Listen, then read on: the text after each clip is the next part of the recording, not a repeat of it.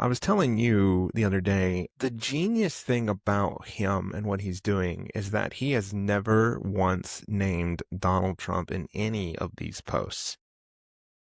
He speaks broadly and uses broad generalizations when he's doing a sermon. And the Pope is doing that here. The Pope isn't taking any hot takes. The Pope is saying war is bad and those who commit war are bad.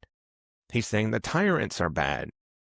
It's just Donald Trump is so stupid that he's coming out and being like, how dare you say that about me? Revealing to all of us what we already know.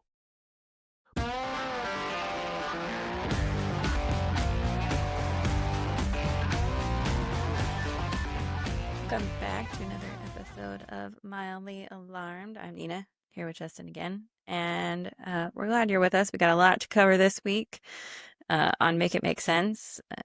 We will be continuing our conversation about religion and politics, specifically how conservatives and liberals are pulling from very different parts of the Bible to justify their worldviews. We'll talk a little bit about the Trump's ongoing feud with the Pope, which is a sentence I didn't think I'd say. So that'll be a good time for all. On side quests, we're doing kind of a full debrief of everything nerdy we threw ourselves at this week to stay sane. So comic books, video games, TV shows. Come hang out with us for that. And then on From the Pit, we will be talking about all things Kansas and NASCAR this week. We've also got a bonus episode coming out this week. Justin, you interviewed Allison Hatfield on our other podcast, Untold Talent, and you'll be talking to her about her making the move to Nashville to chase her music dreams, correct? That's correct. Absolutely. That was a really good interview.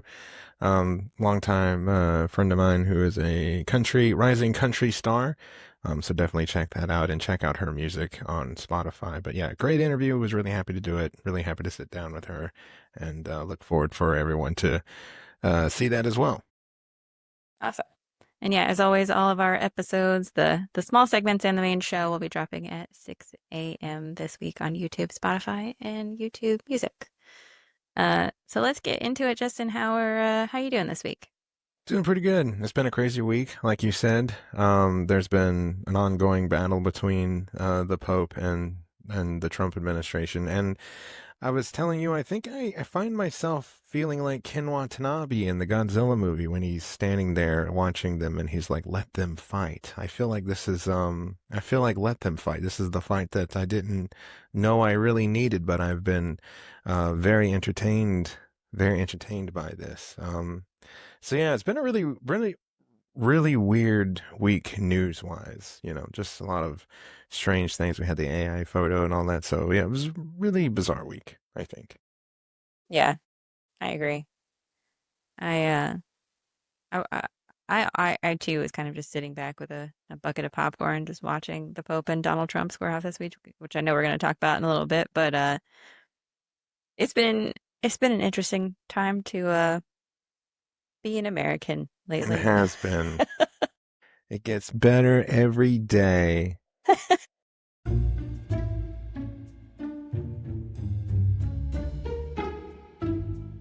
Let's just jump right into it. Let's get back to what we were talking about last week. So last week we kind of traced our own origin stories with religion. You as a self-described front row Baptist, It was.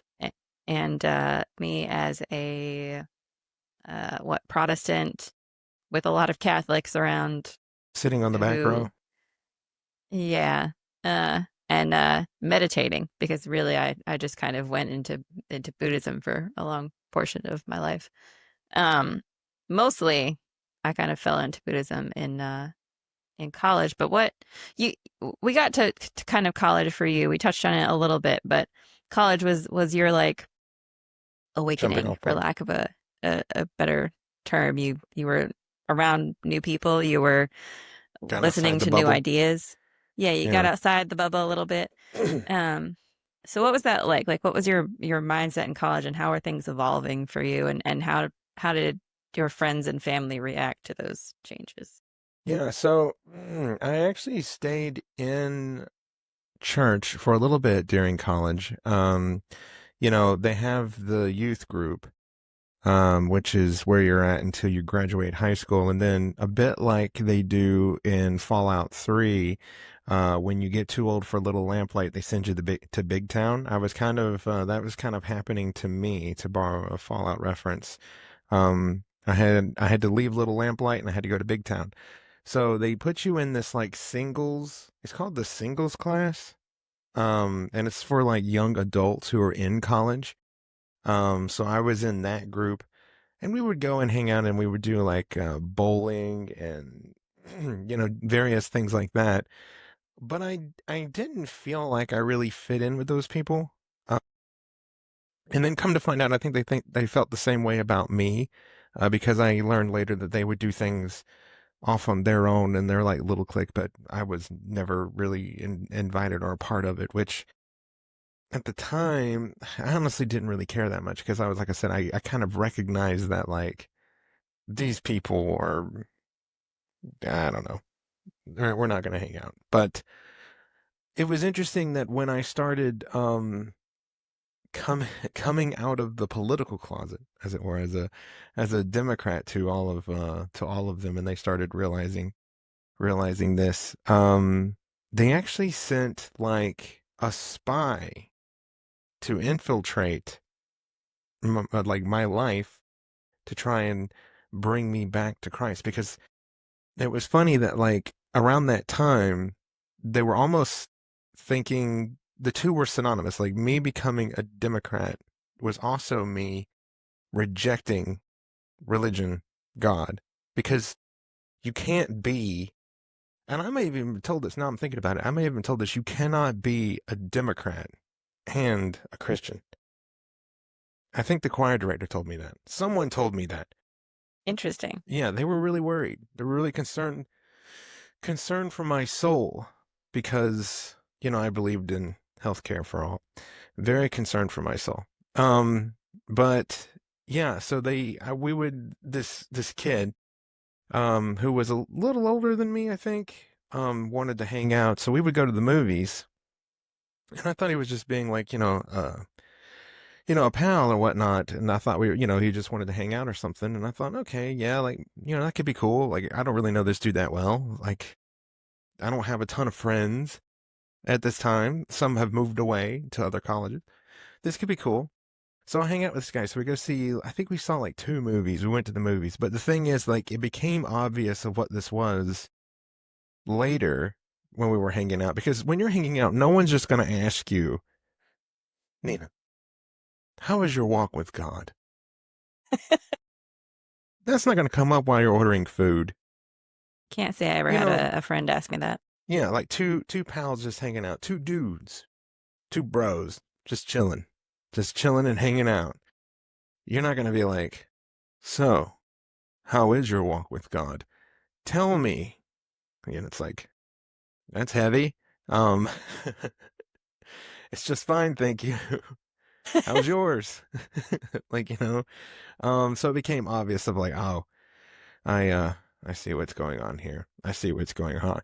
Oddly enough, same thing happened to me a different time. I was at the gym and a guy wanted to hang out. He was like, "Hey man, I've seen you in here working out. Think we should be hang out and be cool." And I was like, "Oh, okay, I guess." And he was like, "Let's meet at Panera Bread and chill." And I was like, "That's kind of funny, Panera Bread, it's a place to chill."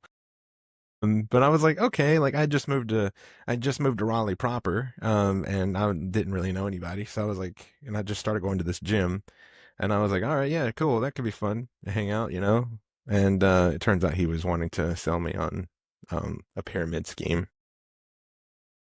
I have a really hard time just hanging out with folks, it seems like, but someone's always trying to sell me something, whether it be Christ or, you know, chocolate bars. I don't know. Always Interesting. cleaning products.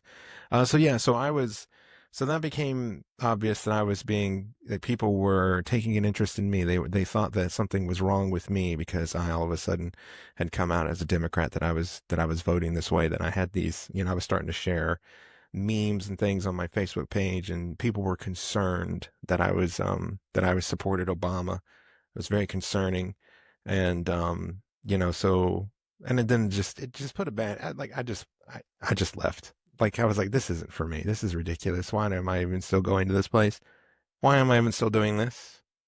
Mm, So interesting. yeah, so by the end of college, I was a heathen, bound for.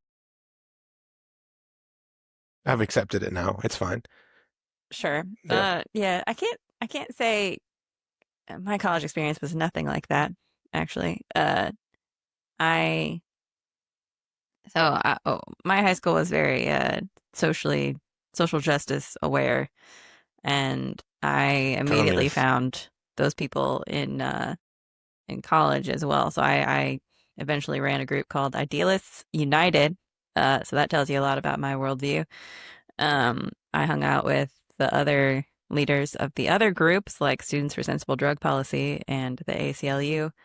Uh, can't say we were hanging out with the college Republicans. That was pretty much just the business school, though, at my university. Of So course it was. The business kids or the young yeah, college Republicans.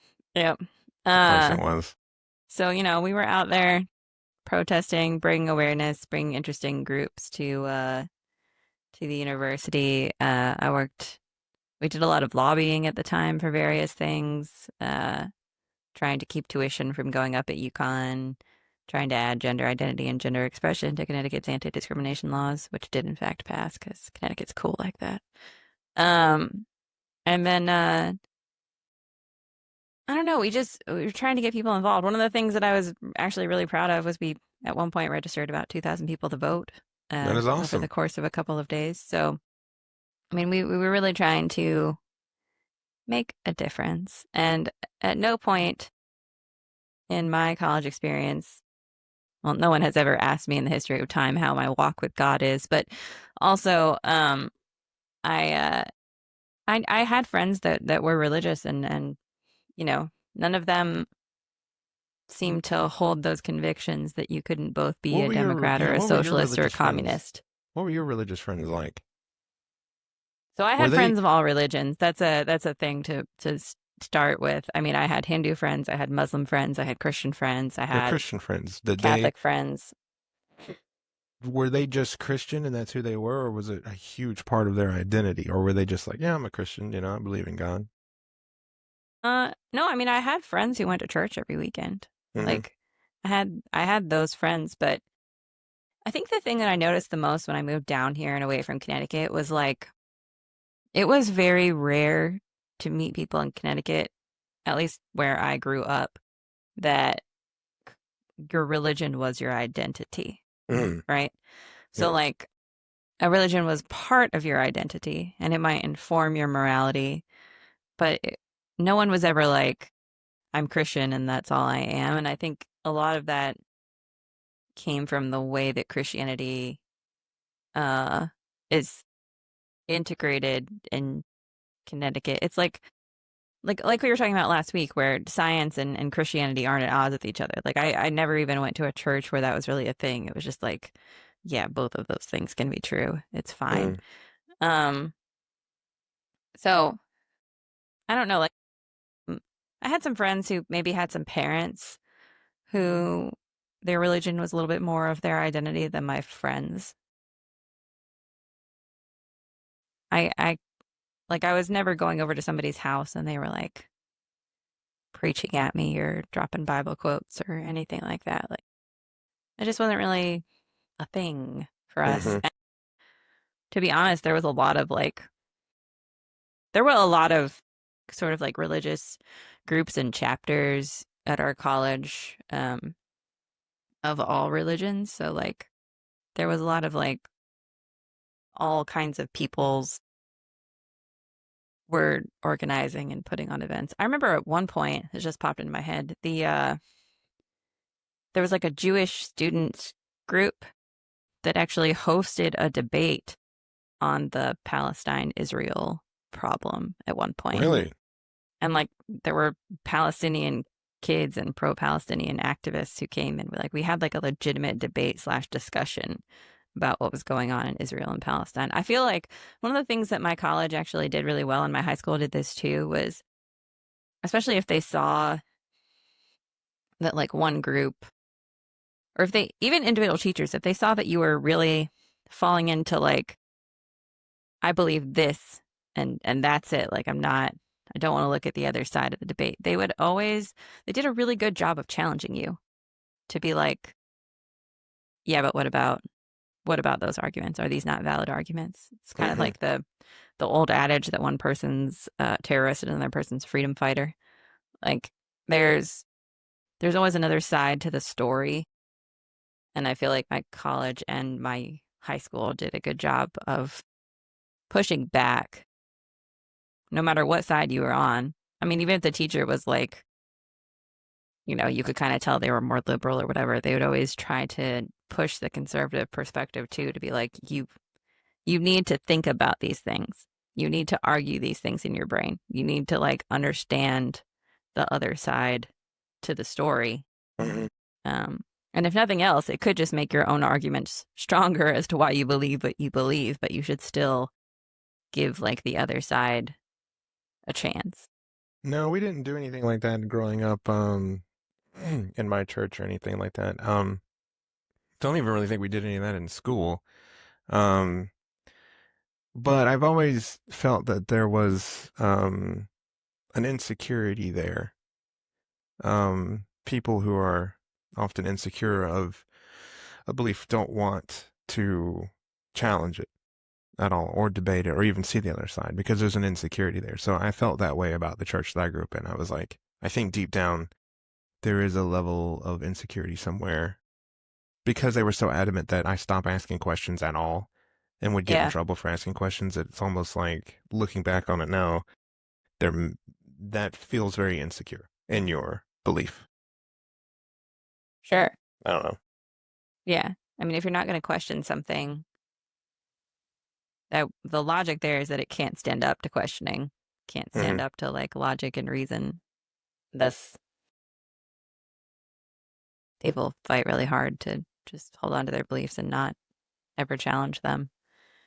Um, so you and I have had like a number of conversations about this topic recently because it's become more and more important, I think, as time has gone on, especially with the Trump administration.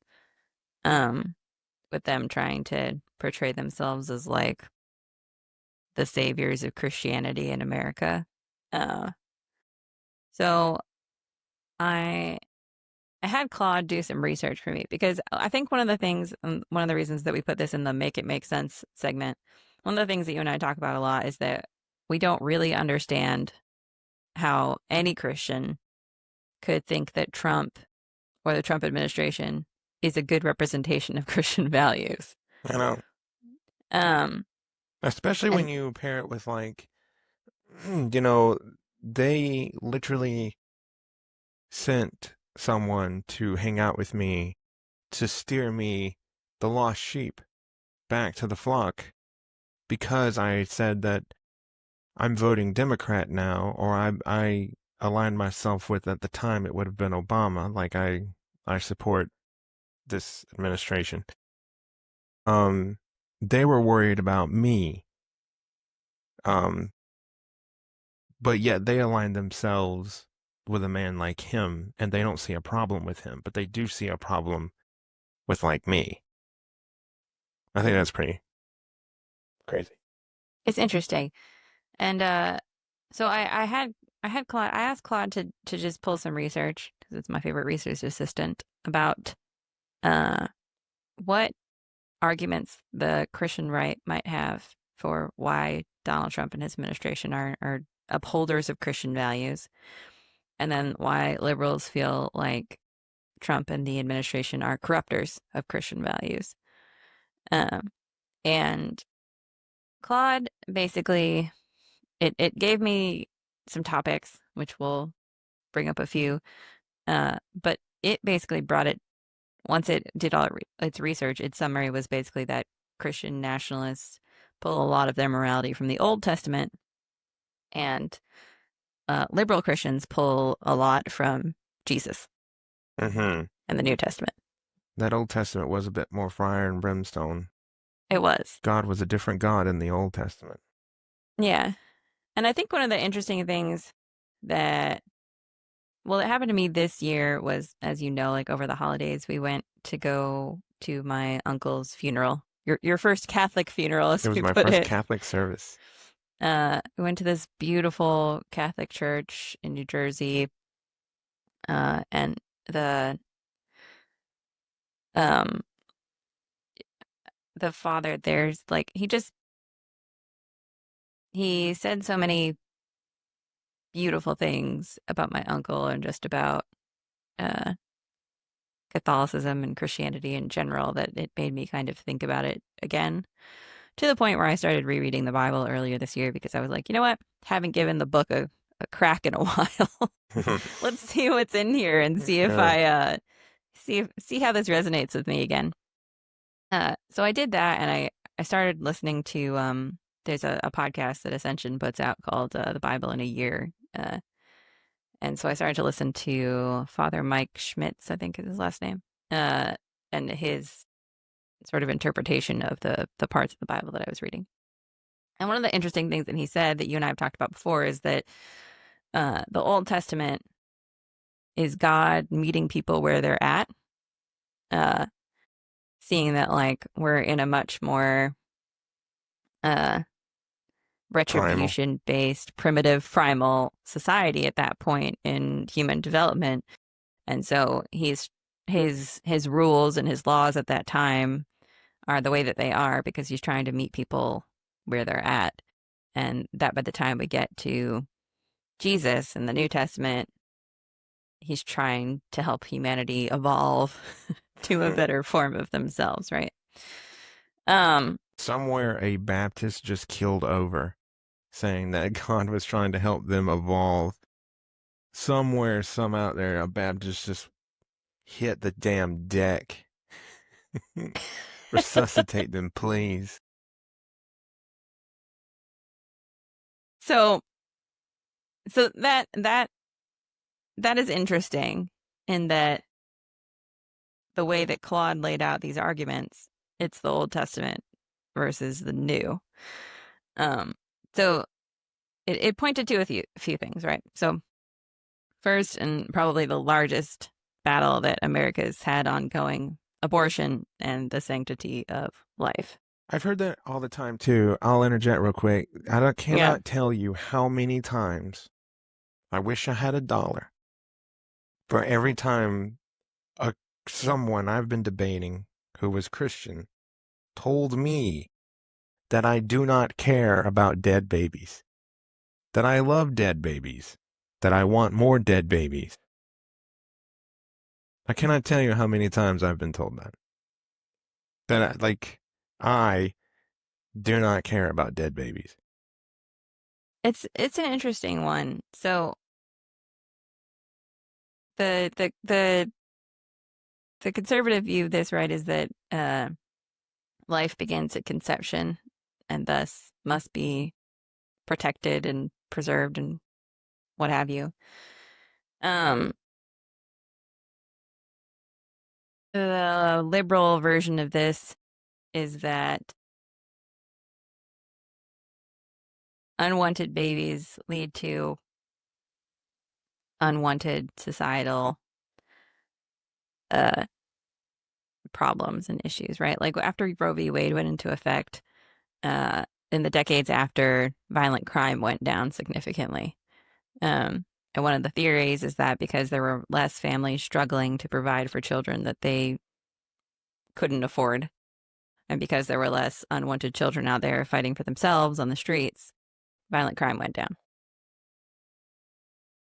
So there's, I think the liberal view of abortion is that, you know, Jesus's teachings focus on uh, the poor, the sick, and the marginalized, and trying to help them live One's looking better for lives. handouts. Sure, and that you know things like cutting Medicaid and food assistance for vulnerable children and families contradicts that like pro-life view that some Christians have. That like That's what life are these people living if they're being dropped off at the fire station on the corner? well, that's the thing is that conservatives like to pretend that they care about life, um, but as soon as the baby is born, they don't care about that thing because they have no social programs for you know, um, orphanages are overrun. there's no social programs out there to help those people. Those, under marginalized kids who can't go to hardly school, who can't get free breakfasts and free lunches at school. Like, they don't want any of that stuff. They don't want it. They don't care about that. They don't want to pay for that. They don't want to Right. take care of the kid. They just want to make sure that the kid gets here because they're like, oh, life is precious. But once they get here, they become a statistic to them that they like to rail against, that Democrat cities are like overrun with homeless people and shelters and riffraff and filth all over the street. That's the same people they're talking about. They don't care about life. Yeah. And I think that's probably been largely the Democrat view for quite some time, is that like if you really cared about life, you would care about like um universal health care, you would care about uh like childcare assistance for families who do have children, you would care about like free lunches for kids and better social programs and after school programs and things that would actually help children and families lead better, more productive lives and potentially lift them out of poverty at some point. So, More people out of poverty makes a happier nation, and a yeah. happier nation is a successful nation. uh, then we get to immigration. Um, this one's interesting because Claude, uh, here's what Claude had to say about the Christian nationalist view of immigration. Enforcing borders protects the Christian nation from disorder and crime. Uh, Vice President Vance cited medieval Catholic theology, Ordo Amoris, to argue Christians are obligated to prioritize their own communities and fellow citizens first. And then restricting illegal immigration is about maintaining lawful order, which is biblically supported function of government in Romans 13. Is he talking So about moats? Medieval times moats? Is that what he's talking about? Just kidding. yeah. He's like, it leads to the plague. Uh, but this one's the most interesting recently, right? Because Pope Francis has come out really on the side of immigrants. I mean, he's spending July 4th welcoming immigrants in Italy. So, uh, he has rebuked Trump on mass deportations. Uh, he argued that, you know, Christians' love isn't a hierarchy of interests. Like Vance tried to say, it was like you put your family first, and then your neighbors, and then your Hmm. state, and then your country or whatever. And he was like, Love no, thy neighbor. yeah, love thy neighbor is all people at all times. Hmm. Um, and then uh, Well, I think it's also just very difficult for, it's hard for me to watch. So, like, I was watching all of the same footage of the ICE raids, the immigrants being torn apart from their families, being beaten, pulled from windows, children being tear gassed by ICE. ICE were acting like a bunch of damn animals.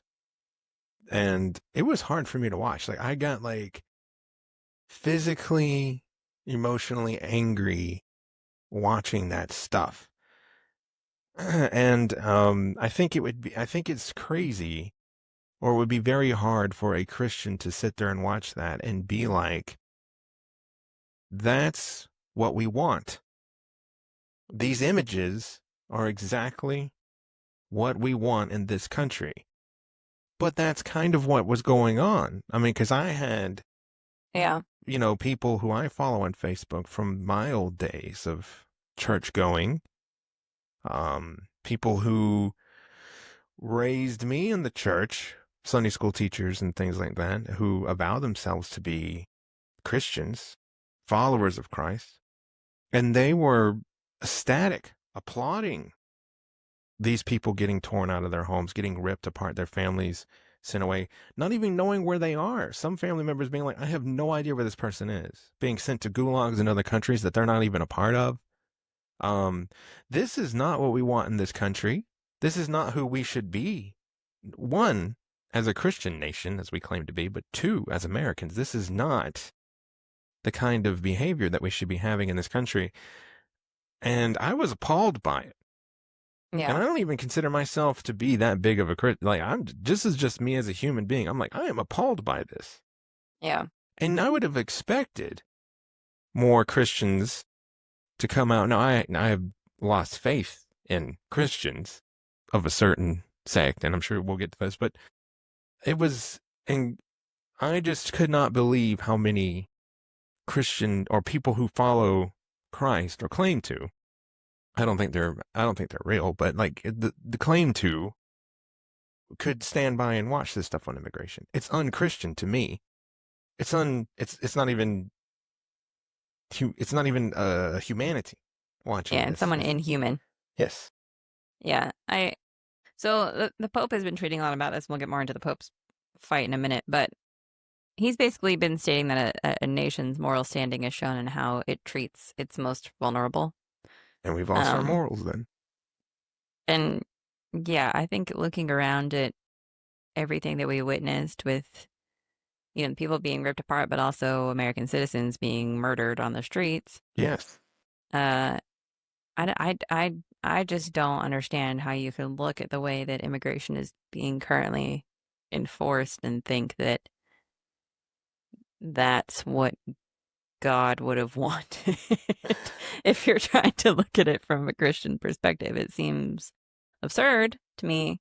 Um, that's because it and is. and That's and because it is absurd. by the same count, though, this also goes to Trump's um like fight against transgender people.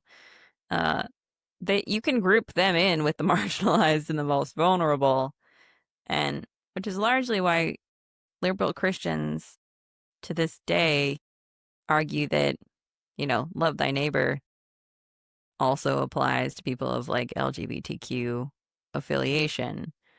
Um, It applies to everyone because everyone is, if it's true, if you believe it, everyone is God's creation and God doesn't make mistakes, right? right. So there you go. Everyone is one of God's creations. I would say the only mistake he made was Donald Trump. That's clearly a mistake. That's Or unless clearly a Donald mistake. Trump is here just to teach us all about what Actually, morality actually should be. quick sidebar. That's actually I've had this conversation with my mom.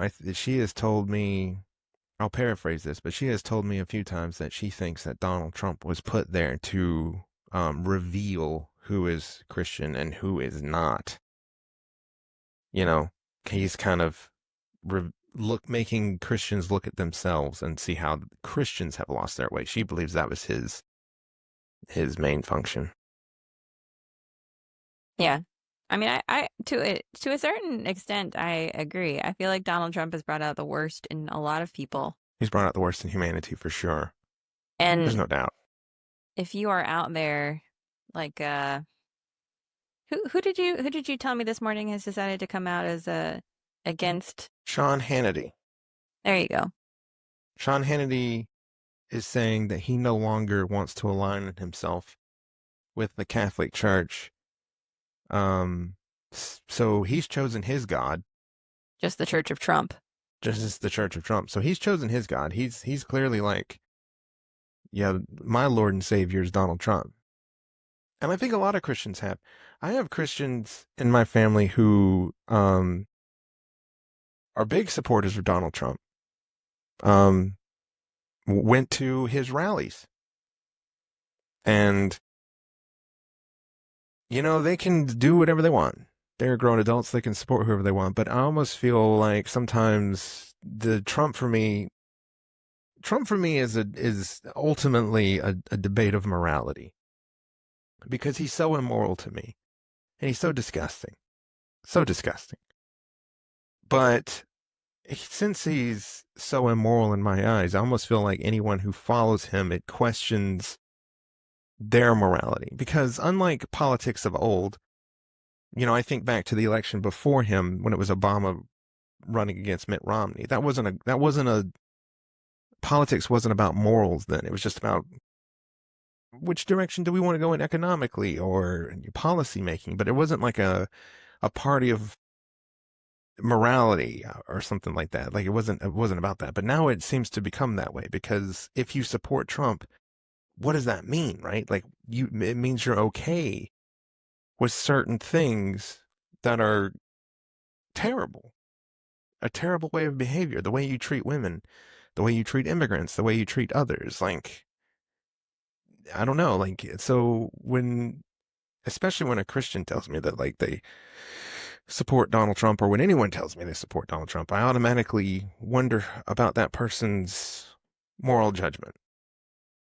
Does that make sense? As yeah, as do I. I'll skip a bunch of the other things that are on this document because, we're gonna run a little long anyway this week, but here's what Claude had to say about Trump's personal character and the right versus the left. Uh, the right, it said, like King David in the Old Testament, Trump is a flawed vessel chosen by God for a divine purpose. His personal failings are irrelevant to his providing role in protecting Christians and America. Now, further up on the document, Claude gives some examples of Trump not protecting Christians at all. So be that as it may, but they're not Protecting looking at that Christians. part I mean, right. that's the thing. It's like protecting Christians. They make up 62% of America. Yeah. The rest of us need protecting. We need protection from the Christians.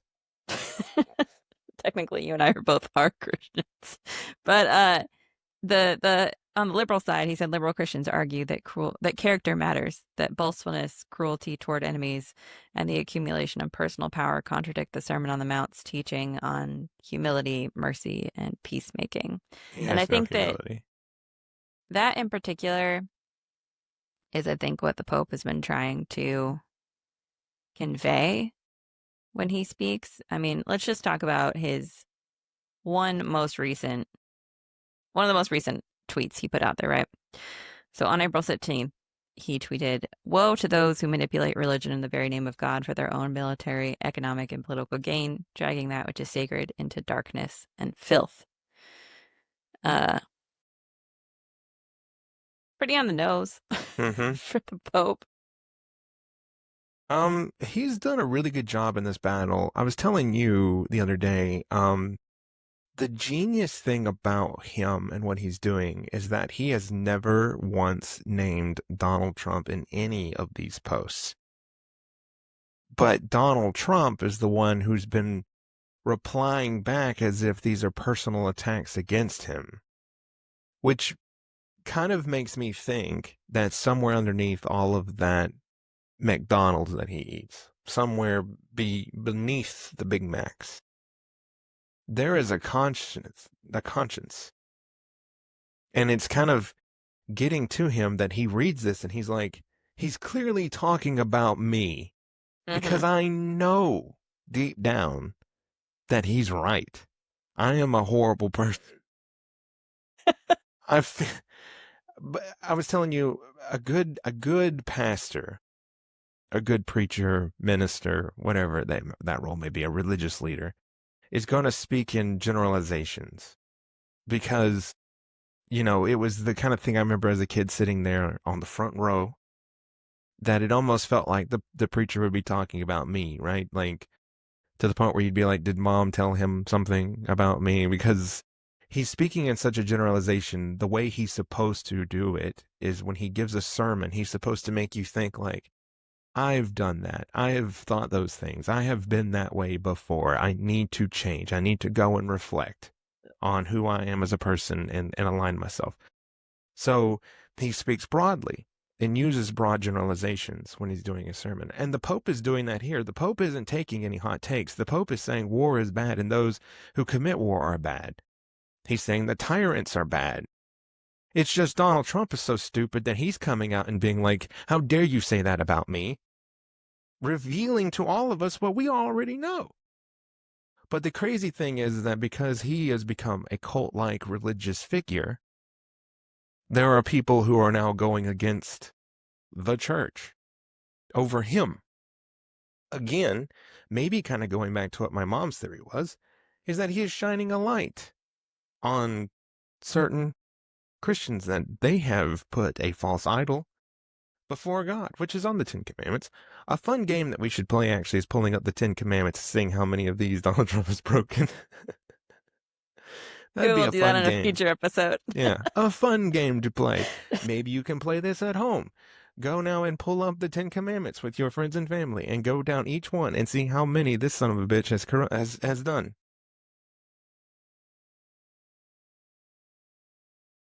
That family So fun night yeah, brought to you by Justin and the next Pope. family game night. That's what you can play. It is interesting though, right? So we've got this Old Testament versus New Testament fight kind of it's always been brewing, but somehow Republicans have have uh co-opted Christianity as like if you're a Christian, you're a Republican, which is obviously not true in the context of America. One of the things that I found the most interesting that I saw recently, if you haven't seen that 60 Minutes interview with the U.S. Conference of Catholic Bishops or the cardinals that they had on there, um, definitely recommend watching that. But they noted that there has been an increase in attendance at specifically Catholic uh, churches across the U.S. That like 140 dioceses are reporting an increase in attendance. Uh, like Well, they did 139, lose one. They lost Sean Hannity, so well, yeah, 139% increase in LA, a 52% increase in Chicago, and a 36% increase in New York. And one of the things that I found most interesting was also that Gen Z, 15 up from 15% to 21% as so the uh, kids are going. self-identifying as Catholic. It's it's interesting because in particular it started this year and at the beginning of this year. Um, That can't be a and coincidence.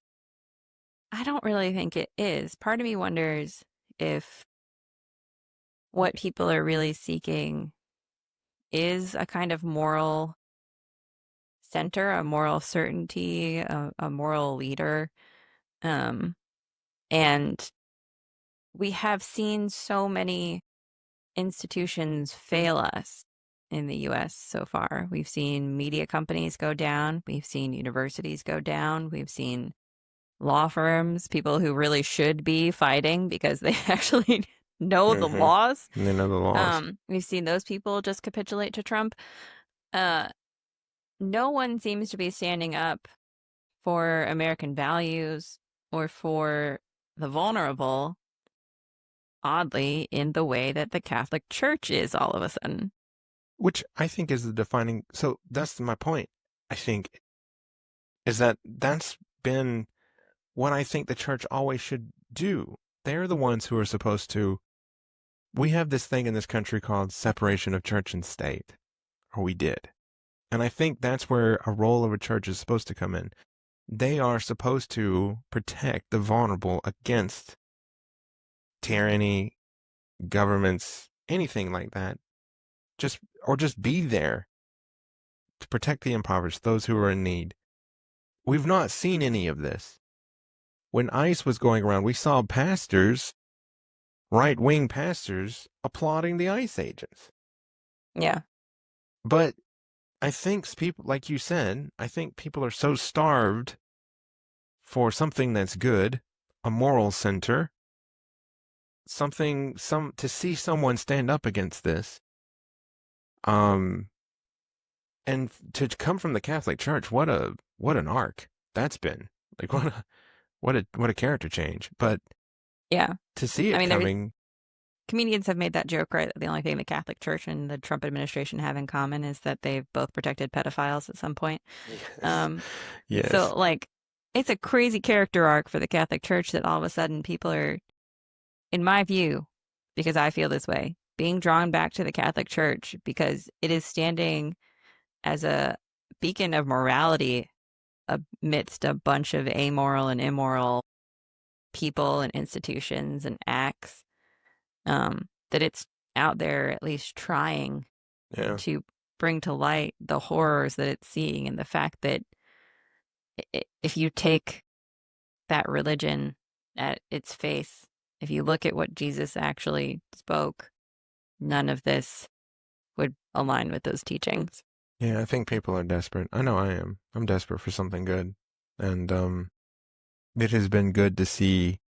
It's been funny, but it's also been really good to see the Catholic Church take a stand against them. And it's been funny to see the lines that are being drawn about people saying the Pope should stay out of matters of war and he should keep his mouth shut.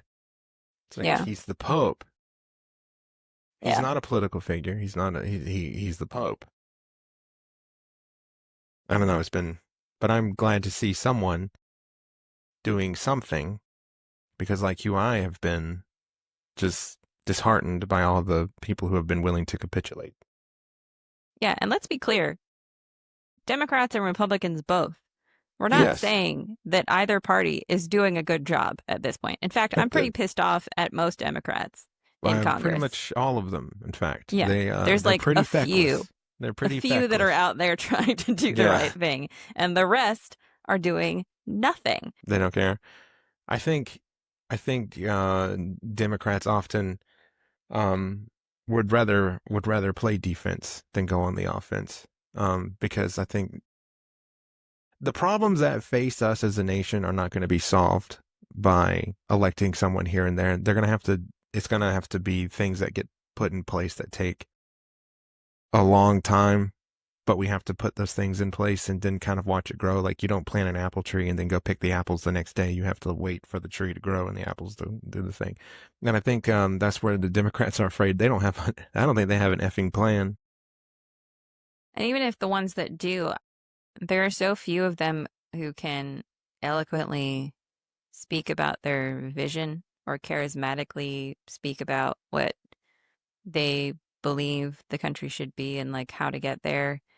And uh, it's been somewhat anathema in the Democratic Party to speak about religion and politics because we tend to believe so hard in the separation of church and state. But I think a good Democrat going forward is going to have to figure out, and the Democratic Party in general is going to have to figure out how to break this idea that you brought up at the beginning that you cannot be both a Democrat and a Christian, or you can't be a Democrat and hold some religious values, uh, Yeah, we have to because break it's that really because doing damage. I feel like that would be pretty easy to break though.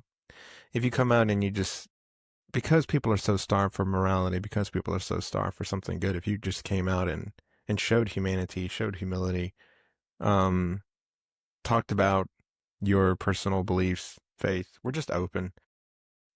I think that can go a long ways. Donnie has done a good job, and he was true to himself.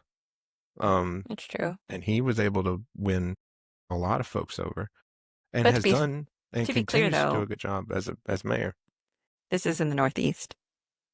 Yeah, Not a hard sell. not a hard sell. Not up there. Down here, that would be well, they'd be calling him a terrorist and a Muslim and all kinds of Yeah. I don't know. communists. It's gonna be a hard road ahead, I feel like. But it it's been interesting to watch this sort of Old New Testament fight Hmm. break out, and been really weird to watch the President of the United States fight with the first American Pope. Um, I can't wait to see the president read the Bible on live television. we That's gonna should be really fun. take bets on what book he pulls from. I know. I wonder what kind of stories, because Christians love to cherry pick verses anyway that kind of like they can mold or shape into something they want it to be. So I kind of think he's not going to go anywhere near Matthew, Mark, Luke, or John. I don't think he reads from the red text. I don't think he reads anything from Jesus's words. I think they do go. I think they do go Old Testament. And once again, I will say, woe to those who manipulate religion in the very name of God for their own military, economic, political gain, dragging that which is sacred into darkness and filth. So let's all watch this week as Do you know what they Donald could Trump do? drags us further into darkness and They filth. could just they could just quote from more Tarantino movies. They could do that. They could. They could have him go up there Might and be a just read. better Yeah, idea. we can see Donald Trump just deliver monologues from various movies that sound religious in tone. True. We could. Well, we'll see what happens this week. I think we'll leave it there for now. If we have more to say on this topic, we can try again next week. I guess it'll depend on which Bible verse he reads as to whether or not we Yes. decide to bring this back up. But you know, religion is complicated, politics is complicated, I think all we've proven is that it's really hard to make sense of the two of them alone and together.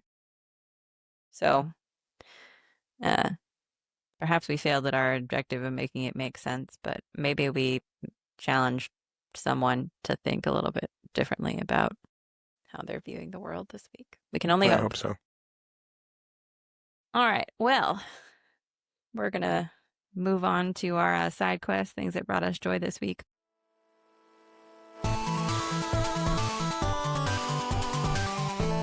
So, where do we want to start? We want to start with some comics. Let's start with Comics this week. comics. That's always a All fun right. place to start. What you been reading Um, this week? so what I've been reading this week, I don't know why, but I've been trying to force myself to get into Moon Knight. Um, and I've not really been succeeding. I I do have in my collection, in my comic collection behind me, I have the very first four issues of Moon Knight. I found them at a comic thing we went to, and I picked them up. Got a good deal on them, considering that it was like the first Moon Knight issue. Got a really good deal on that, and I brought it home, and I was just kind of reading through some of the pages. I didn't want to handle it too much, but I was reading through some of the pages, and I was like, "Wow, this is really bad," and I didn't really get into it. I thought it was a little corny and um but I love his design. I love the way Moon Knight looks. So I was like forcing myself to like this somehow. So I kept trying all these different volumes of Moon Knight and was just kind of coming up unsatisfied until I tried one more time. And I picked this up at my Ultimate Comic shop. I found this graphic novel, Moon Knight by Jeff Lemire. And this kind of gave me what I was looking for when it came to Moon Knight. So one of the things that I really wanted out of Moon Knight was the whole thing of like, is he crazy or not? Like he has the personality or the dissociative disorder, schizophrenic a little bit about he has multiple personalities and he becomes these personalities and uses them to solve the case. You know, there's like a taxi driver one, there's like Mark Spector, the mercenary, there's the wealthy one, the billionaire type, and then there's Moon Knight, and you always kind of wonder like, is he nuts? Is he really like these different personalities? Can he really become it, or is he making this all up in his head? This graphic novel does a very good job of like telling that story that I was like looking forward to in Moon Knight, because this one takes place in a mental asylum, Mm. and he swears up and down that he's Moon Knight in this mental asylum, and of course they're like, right, of course you are. You're Moon Knight. You know what I mean? It was really good. And as he tries to get the artwork is also exceptional in this. But as he tries to escape this asylum, he sees things differently than the rest of them do, because he does have friends with him who escape, and they get outside. I'll just give you an example. They get outside the asylum and it's raining in New York City, but what he sees is sand everywhere and giant pyramids. And he's like, there's an evil force that's taking over and I have to stop it. And it's like, is he really seeing this, or is he losing his mind? Does he really belong in the mental institution? Anyway, it was a really great Moon Knight story. Um, best bit of Moon Knight I've read so far, and what I was kind of looking for. Um, the other thing that I read this week, Absolute Batman continues to be absolutely amazing. This new issue number 19, we have right here, introduces the Scarecrow. That's him right over there. Very creepy. He's got buttons for eyes, kind of like the Coraline movie.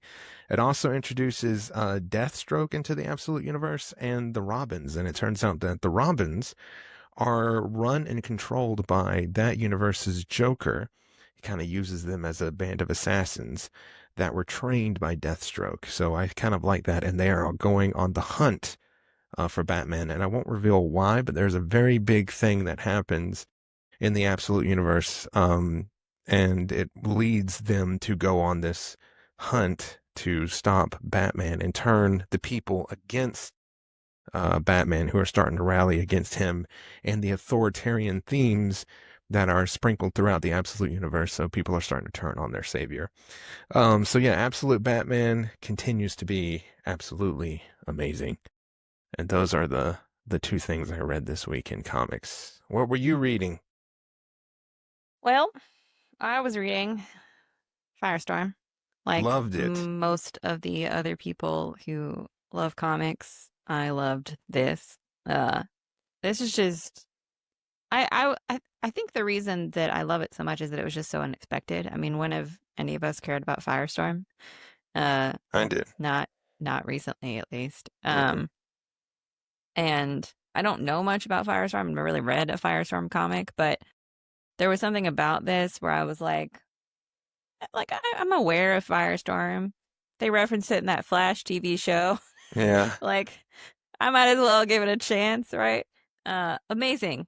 So well written. Such an interesting idea for a Firestorm story where like all of a sudden what's happened to him? He just walks into a town and destroys it and no one knows why. Like there's Mm. just it It was sets kind up of scary too, a little bit. The way he was destroying the town was a bit frightening. it was creepy. It Yeah. And was. the way he reacts to people who come in to try to talk to him, creepy.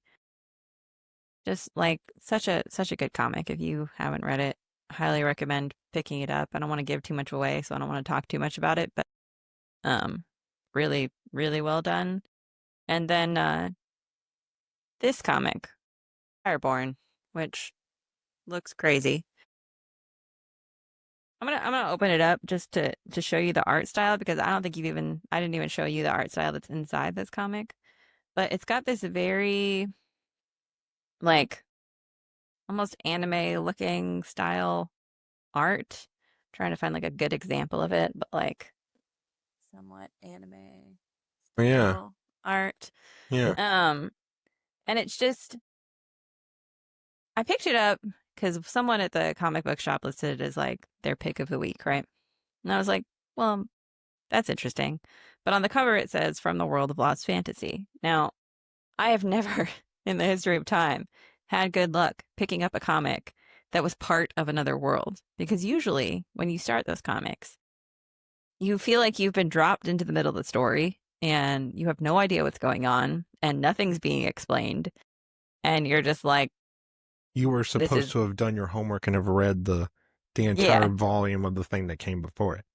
yeah. You're just like, this is not for me, clearly. Hmm. I was not a fan of the original, so I guess this is not the place where I get into this story. That was not the case with this one. They there may be references in there that I'm missing because I didn't read Lost Fantasy, which I did pick up the first volume now, so I could read it, but there could be references that I'm missing. But the story itself of this kid who like merges with this weird dragon egg thing, has these powers and it now has to run from something and you don't really know why, but there are like multiple worlds going on from what I can tell. Like it was just enough information to keep me curious about what this world was and but not too much information that I felt like I couldn't follow the story. Um and so I'm actually really intrigued by this. I'm going to keep reading this and see where it goes. And I thought the art style was great. I thought the writing was great. So really, really curious to see what that is like and to read the original Lost Fantasy Volume 1 to see if I feel the same way about that or if it's just the new story that I'm going to be into. Have you got Have you got the volume one yet? Have you been able to find it? I did, yeah. Okay. So you'll So start that soon. I'm gonna start reading that this week and see what it's like. That's cool. I hope you like that too. Yeah. The only other thing I read this week was, or finished, I suppose, was this Song to Drown Rivers, which I finally finished. And I loved the way this book was written. I think it's beautifully written. I like the characters that they write, the strong female characters who can actually do the jobs that were assigned to them and aren't like bumbling idiots. Always a plus. Um, it has a very, I'm going to say, stereotypical East Asian fiction ending, which, you know, like French cinema, they always like to end with a tragedy, basically, Yeah. because they find it to be more realistic. No, yeah, that's why I Um, love. Not to sound like a film geek, but that's why I like French films. yeah. Uh, it's really American audiences that like a happy ending. Everybody else tries to be a little bit more realistic. East Asian fiction tends to be a little bit like realistic with a side of fantasy. So uh interesting. It was an interesting ending. It was an interesting book. It was really well written. Um the emotional pulls are very interesting in the way that the characters interact with each other and try to navigate their various tasks is really interesting. So definitely highly recommend that as well. What else were you up to this week? Any video games you've been playing? Yes. I started playing a very, very spooky game. I actually recorded it and gonna try to make a video out of it if anyone's interested. But I started watching another YouTuber play this game, which I typically do if there's like a game that I like I'll watch like I'm not gonna play this game myself, but I'll watch somebody else play it, just so I can see the story and see kind of what it's about. And I found this, independent scary game called The Light Keeper.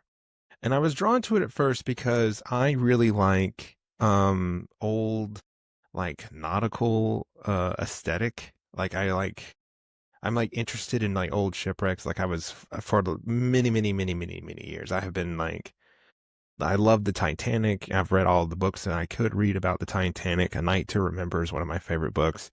And I'm like into shipwrecks, and I'm also like weirdly like creeped out by lighthouses. I find them kind of like creepy, but like in a fun way. Like I like lighthouses. So I found this game called The Light Keeper that takes place at this lighthouse, and I started watching this YouTuber that I like play the game, and then I stopped watching because I was like, okay, I got to get this game for myself. So like I got like 10, 20 minutes into it and was like, I'm getting this. It was like $6 on Steam. Highly recommend it. I got it and I played through all of it. It only took me, the recording was only like an hour and 45 minutes. So like it only took me like an hour and 45 minutes to complete this game. But it was terrifying. There was multiple times where like I like screamed. There was one time I nearly threw the mouse. Just came out of my hand. Like it was just a very well done scary game. I love horror. I love writing horror, and I feel like I even learned a lot of really good techniques from playing this game of like what I can do with pacing and imagery that I can play with. But I was inspired by it. Like I don't know. It was a very good game. Excellent creepy story. I was intrigued the whole way through it, and because of its runtime, it almost feels like a movie in a sense. But yeah, The Light Keeper, I think it's by a company called Dark Phobia Games. So there's an independent game. Also, just want to take a moment to say that these independent games are getting really good. Like the graphics and the storytelling and the gameplay was so amazing for like an independent game. It looked really good. Um, so these mainline video game companies are really going to have to step up their game when it comes to what's going on out there. But yeah, if anyone's interested, The Light Keeper, um, $6 on Steam. It was the best $6 I think I've spent. And I We've got both had pretty good luck with independent games recently because you and I played that game and Roger together not too it long was very ago. good. That was an incredible game as well. That was very good. Yeah, the independent games right now I think are they're on it. They're telling incredible stories. Um, and I really enjoyed that one. So yeah, that was the game. That was the game I played. I'm also playing NASCAR 25. I started my career over on that, and I am 29 points behind William Sawalich for the championship going into the last two ARCA races. I'll be making a video on my ARCA journey when I'm completed, but hopefully I can win that championship. That'd be nice heading into the Truck Series. I believe in you. You can do Thank it. you. Yeah. So those are the games. Those are the games I've been playing. Oh, oh, holy crap. So, my sister and I, Adikashi, on Thursday nights on her channel, um, have been playing Phasmophobia. We used to play Phasmophobia as a group with our cousin years ago when the game first came out, as like beta. Is that what you would call it? Is that what the kids call it these days? Testing? That's what all software companies call it. Gotcha. So we did that and we were really good at it. We were really good ghost hunters. And we jumped on there the other day and we sucked. I played through 3 levels with an EMF reader before I realized that I hadn't been turning it on. So they've definitely updated the game. They've made it a lot better than when we were playing, more involved. So on Thursdays around 7 o'clock, we're gonna be trying to play Phasmophobia together. So that's something to check out if you want a little laugh there and watch us return to amazing ghost hunting form again. Nice. Yeah, wanted to put that plug out there. What are I you uh playing? I have been playing mostly Pokopia. Uh as you know, I'm not a huge fan of games that like give me anxiety when I'm playing them. So I tend to play really chill games. And Pokopia has been very chill. I think I rolled credits on it this week, so I found Nice. out a little bit more about why all the humans are gone. Okay. Um, and I finally made it to that area of the island where I can do whatever I want. So The we're creative gonna be making space. some crazy houses coming up. Uh, I'm gonna try to pull some inspiration from the internet and some other things that I have in my head from years of playing that Jurassic World Evolution game with you. Oh, I love that game. So It's one of my favorite games. I still play it. yeah, that's another good chill game. Yeah, that Um, is. but yeah, really enjoyed that game. It's really cute. And besides that, I've really just been cracking open other adorable games. Like I played a little bit of Yoshi's Crafted World again just for fun. And I started playing that too. You recommended it's that, and adorable. Yeah. Yoshi's Crafted World is an adorable game. Yeah, you've recommended two. You recommended that one and Mario Odyssey, and I've been jumping back and forth between both of those, and I like both of them. Mario Odyssey is a really good Mario game. I really enjoy that one. Yeah. Yeah. I know you missed them because you didn't have a Switch when they first came out, but Yeah, I missed all of uh that. I had the last Nintendo system that I owned was a Nintendo 64, and I never played Nintendo again. I was a PlayStation 1, 2, 3, 4, and now I have a Switch. So I'm trying to go back and play some of those old games, those old Nintendo games I missed. yeah. Also, coming up, I downloaded Pokemon Champions last night, so I'm gonna give that a shot. See how that goes. I That's imagine that it will new go one. very poorly, Is that but that new one that's supposed to be kind of like the old Pokemon Stadium games for the N64? yeah, it's a battle game. I loved Um, I loved Pokemon Stadium. I That don't was think I fun. know enough about the meta of Pokemon to actually pull this off, but I'm gonna try. And from what I've heard, the game does give you a little bit more info and balance things a little bit better than maybe just like general Pokemon has in the past. But I'm curious to give that a shot. And then I might be playing Hades 2 this week coming Hades up 2. because I'm just genuinely curious and it was on sale. All right. So that'll be my week. But maybe the thing that I found most interesting this week while I was playing Pocopia, I was also watching The Pit, Oh, and I love what The an Pit. amazing show. It is an amazing show. I I mean, will just say, I don't care for medical dramas. I've yeah, never really liked the formula of medical dramas. I did watch a little bit of House. Um, but in general, I really don't like medical dramas. Don't really care. Not really my thing. The Pit is amazing. yeah, The Pit is amazing. I could watch that every day. If they just had an episode every day, I could just watch that every day. That would never get old. The pacing of that show is just so hypnotic. yeah, In a way that you're just watching this and they're just going from room to room and helping these patients and it just feels so real and so lived in. yeah, And everyone does a great job at playing their roles to the point where I believe them to be nurses and doctors who are literally saving these people's lives or aren't trying to, and having the most stressful day of their life. yeah. Um, Knowing, I think that's what's crazy is that we're watching them have the most stressful day of their life, but the way the show is laid out, that it's like this is just like Tuesday for them.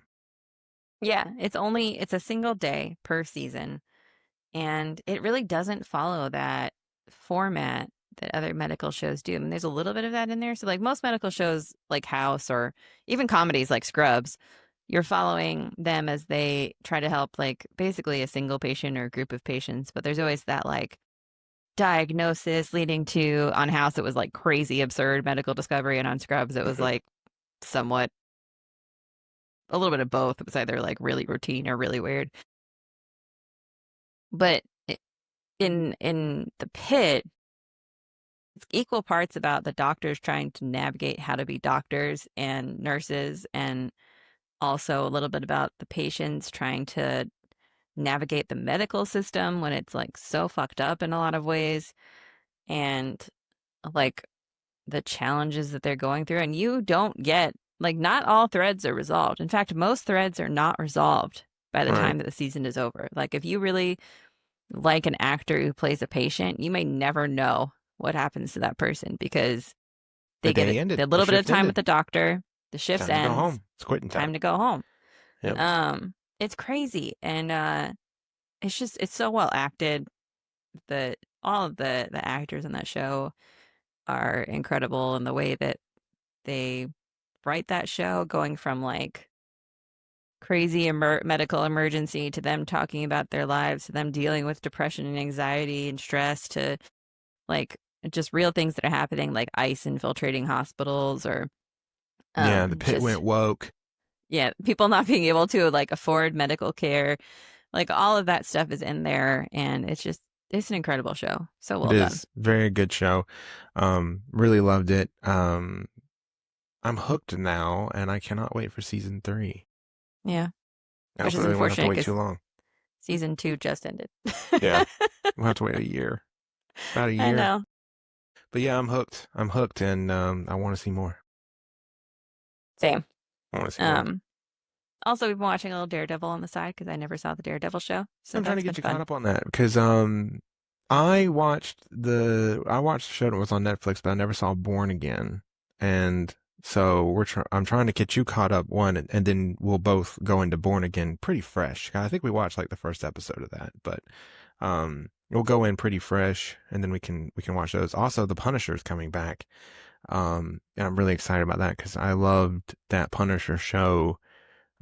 John Barenthal does an amazing job at playing Frank Castle. The insanity that Frank Castle has as a human being, he really brings that to it. I used to love Thomas Jane's portrayal of the Punisher from the old Punisher movie, but he was heroic and you were rooting for him because you wanted him to get his revenge. But in the Punisher show, you can just tell that this is a man with deep psychological problems. This is a sick individual, and but I love the portrayal that he gives to it and the performance and the both Daredevil and the Punisher are two really great shows from a Marvel on the street level and not the cosmic alien fighting Avengers force that we get with the movies. The street level crime and stuff that the Marvel has been bringing to the television screens are really good, Yeah, I can't really wait good stuff. to continue because I mean we did watch that first episode of Born Again and it was very interesting. So Yeah. I'm curious to see the lead up to that episode and then everything that comes after it. I think will be really cool. hmm hmm And I think that Daredevil Born Again's another show that's been trying to get pretty, um, tell some stories that are hit a little close to home and what's going on. And Because if you talk about real things these days, apparently you're woke. yeah, exactly. If you tell real stories about real people, that's don't bring politics into that. But is the criticism. But yeah, I'm looking forward to seeing.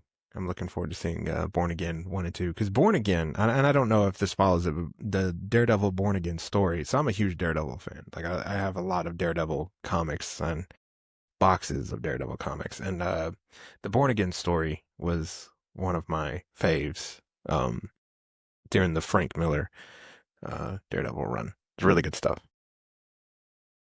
Any other nerdy things we want to bring up this week?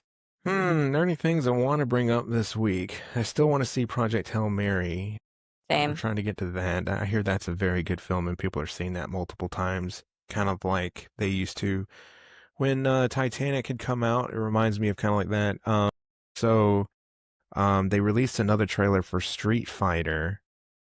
It's looking fun. I'm excited this year. Two really great fighting games are being adapted into movies. Mortal Kombat 2 comes out in a few weeks, and I would love to see that. Carl Urban is playing Johnny Cage. That's going to be fantastic. But the Street Fighter movie, I was a little more skeptical about it being good. And then I saw this latest trailer, and it looks like it's going to be really fun. Where Mortal Kombat looks like it might be more of a serious telling of that story. I think Street Fighter is going to try to go in a different direction and just be more fun. Yeah. But I don't think it's going to be as good as Mortal Kombat 2, if that makes sense. Like, I think Mortal Kombat 2 will be a better movie, but I think Street Fighter will be more fun, if that makes sense to watch. Um, Also in trailers, Godzilla Minus Zero trailer dropped, and that was exciting because I think Godzilla Minus One is my favorite Godzilla movie, It was a and great so one. Minus Zero is coming out. So that's kind of nerdy trailer news, but you know, so that's all I got. All right. Well, then that's it for us for our side quest this week. But we are now off to our From the Pit segment where we will talk about Kansas this week and all things NASCAR.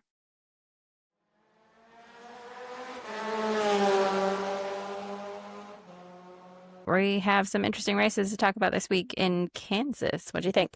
Well, I was really looking forward to Kansas. Kansas is one of my favorite, has become one of my favorite stops on the track just because it usually provides some exciting racing. But I don't think we got that per se this year. I think I think the both of the races were kind of a little lackluster, except for the very end of the race today in the Cup Series. But I do think that there's been better Kansas races. But I do like going to Kansas because it usually offers a place to pass because of the three, four wide racing that you can get where the top is good, the bottom, the middle. But for some reason, I don't know. I just don't think we saw what we typically see out of Kansas, but I did enjoy the races. I did enjoy both of them overall. I just think races in the past at Kansas have been better Mm. than what I saw for the Yeah, spring race. it was an interesting weekend for sure. The kids caused a billion crashes in the They sure O'Reilly did. race. The Cup race was pretty uneventful except for the last like 11 laps or so. Hmm. Uh, so which one should we start with? Should we start with the O'Reilly race? Let's start with the kids. They were definitely doing goofy things, as Bill Elliott would say. They were doing goofy things. And there was a ton of cautions. That race felt like it took forever just because they couldn't really seem to get going. I think one of the longest green flag runs they had of the night was about 25 laps without incident. So that kind of killed, I think, the pacing of the race. The race, though, got started off in a big way with a huge crash right there. What was it, lap two? Or Was was it it the even lap first lap? two? Was it the I feel like it first was the lap? first lap. I think it was the first lap. Yeah, big crash involving Carson Quapple. He led from the pole, didn't get going really well on the restart, and they kind of swallowed him up. And then when they got to the backstretch, I think it was William Byron who was driving the 88 for Junior Motorsports this week, got into Carson Quapple, sent him rolling upside down. Really scary crash. He flipped a few times going down the backstretch, landed upside down. They had to red flag the race. So right off the bat, we started with the car airborne and Yeah, having to red flag the race for 12 minutes while they flipped the car back over and get Carson out of the car. He was fine. he Um, was. But let's pause for a second sure. on the fact that William Byron caused the pole sitter, correct? He was the pole sitter, He was he was the not? pole sitter. Carson Quapple was the pole sitter. To crash out of the race in the first lap. Like, I'm sorry, but if you're a cup driver and you are going down to the truck series or the O'Reilly series, you should have the cleanest race of Don't your want to cause life any unless trouble. the kids are getting into you. Yeah. I But think like that's the there was nothing wrong with what Carson Quapple was doing at that point. Like Byron moved up into him, I think, and then he got hit again from behind, and that's what caused him to just like spin right down the Yeah. racetrack. Do you know how they were telling Cletus, don't be the story? I Yeah. feel like sometimes when other drivers go to other leagues, that same advice should apply. Like, don't be the story. And, um, unless they're winning, because that's really what they put cup drivers in the lower series to do, is just to go out and win, because they're not racing for points. It's not like they're Yeah, or trying to to be help a like, team learn about a car or yeah, something help a like that. team like come back with data and be like, yo, I drove this car. Here's what I felt as a Yeah. cup driver. Here's what I think you could do to make this thing faster. That's really all they're out there to do. So I feel like, William Byron causing that at the start. And that wasn't his only time that he had a run in with a No. couple of dudes putting him in the wall. So I mean, yeah, he was definitely, I don't know if it's just that like a lack of experience from, driving those type of cars, because those cars are very different than the cup car. So I don't know if he just wasn't used to that, but he definitely he was flailing a little bit out there, it Yeah, seemed, and sent Carson flying. he did. Carson Koppel got his He first he upside down looked crash. really. I feel like Byron looked really loose for most of the race. Not to say that he was the only one. I think we saw a lot of the kids last night. Just Sliding the around. cars just sliding down the racetrack. It looked really wobbly. Yeah, I know I saw Allgaier a few times. Watching him, I know I could see the back of that car fishtailing a little bit, especially coming out of two. I think a lot of people are having um, trouble coming out of two and kind of like sliding up and kind of getting into the wall, going down the backstretch a little bit. Coming out of those corners did look pretty precarious. And then I think numerous drivers were talking about loose getting in. That feeling, the car felt really light getting into the corner. Um, Tires also played a really big role in this week. That's always fun. I always like tire races, but you could definitely tell that I think because those tires were wearing down, um, drivers had their hands full. But we saw, but the Xfinity race, the O'Reilly race as it got going, um, did turn into something that was pretty interesting there at the end. Taylor Gray used pit strategy to get out front, um, kind of short pitting it a little bit, gets out front. Sheldon Creed is coming with fresher tires because Taylor Gray was out there longer before Sheldon made his pit stop. And although short pitting, and the reason why this works for new listeners who are new to racing, the reason why this works is if you have fresher tires, you go faster. Hmm. So if you pit before everyone else, so say you're running fourth and you pit before everyone else, you're going to lose that track position. But when you get back out there, you're going to have fresher tires, which means you can go faster than the cars that haven't pitted yet and have a chance to leapfrog those positions. That's what Taylor Gray kind of did. That's what we saw in the Cup race too. And that strategy did work out because Sheldon Creed was coming with fresher tires and he wasn't able to catch Taylor Gray because he had built such a strong lead out in front that Sheldon Creed couldn't eat into it. So Taylor Gray wins his second career race. And the JGR gets their second win of the year in the O'Reilly series that has been dominated mostly by junior motorsports teams. Yeah, I mean, I thought the finish of the race was pretty good. Sheldon Creed did try his hardest to get out there those I like last him. final laps, but I feel like the minus all the cautions, the races that we saw were very similar. Mhm. Like there weren't a ton of lead changes. Mhm. There was just a lot of laps until like the very end when you saw maybe a few lead changes or what have you. But like any of the lead changes in the O'Reilly series seemed largely due to cautions. Yeah, I would agree. I would say that both races, they weren't like compelling races this week, which is a shame because, like I said, Kansas is one that I usually kind of circle as like, this could be fun. This could be a fun week of racing right here. Yeah, And I didn't get it. I didn't get it. Um, the finishes were fun, but I feel like both races didn't really get compelling until 20 to go. But you had to yeah, sit through logging laps and to get there. But the payoff was there. Um, the seeing if Sheldon Creed could run down the leader was fun. And Brendan Poole almost gave a win to Sheldon Creed. He was a lap down car and would not get out of the way.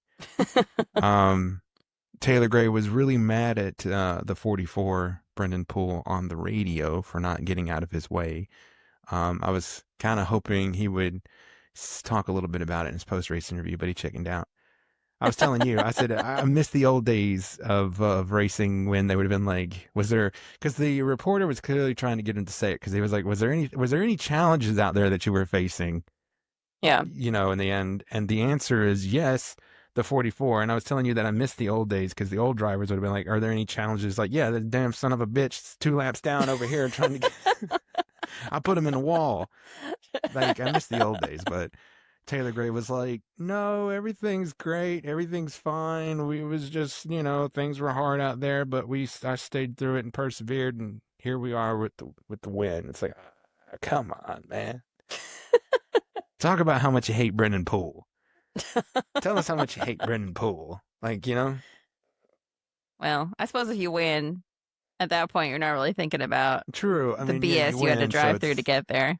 if he would have lost, if he would Yeah. have come in second, he might have been like, that damn son of a bitch, Brendan Poole, I'm gonna put him in the wall next time I see him. You know what I Yeah. mean? But because he won, he was like, well, at the end of the day, I won, no harm, no foul. So Well, Taylor Gray though, getting the win is pretty cool because he's one that I think I've expected I think a few people have expected him to be better than he has been, you know? He's mm, very young, and I think they were thinking that he would come out and kind of win a bunch of races. He's the one who replaced uh, Ty Gibbs when he went to the Cup Series. So I think, and Ty Gibbs had won a ton of races, in that car. And I think a lot of people were thinking that Taylor Gray would pick up where Ty Gibbs left off. And he kind of hasn't, but this could be the turn. So he wins his second race. So he's won a race before, but he gets his second race here. So good job for him. Good job for him. yeah, for sure. Well, we may not have gotten a feud in the O'Reilly race, but we certainly had one coming into the Cup race. There was some, I feel like it was a little bit of a manufactured media feud I feel like it was between too. Denny Hamlin and Kyle Busch. Yeah. That was kind of the big story. Um, because during the Bristol race, the crew chief and the spotter got into a fight, a tussle, not a fight, but they had an argument, a disagreement over the radio, and about what they should do with the car. The crew chief was wanting information, but he was asking the spotter, and the spotter was basically like, "Look, man, I just spot. I don't know what to tell you about how to get the car to go faster." And it kind of just showed.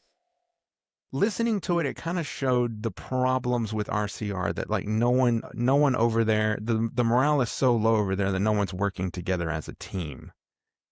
Is what I took away from it. Yeah, Because when I heard it, I was like kind of listening to it like, ooh, like this just sounds like no one over there is gelling. They're not on the same wavelengths. And that led, people to talk about Kyle Busch, his performance. He's clearly underperforming. He's Kyle Busch. He's won 63 NASCAR races, but he's now gone at least 2 years, I think, without winning one of them. So he's in a slump, mhm. and it's just he's not performing like we're used to seeing Kyle Busch perform. He's finishing. I mean, it's a miracle if he finishes top 20. They'll say, "Hey, look, he finished 19th. Wow." And that's not like great.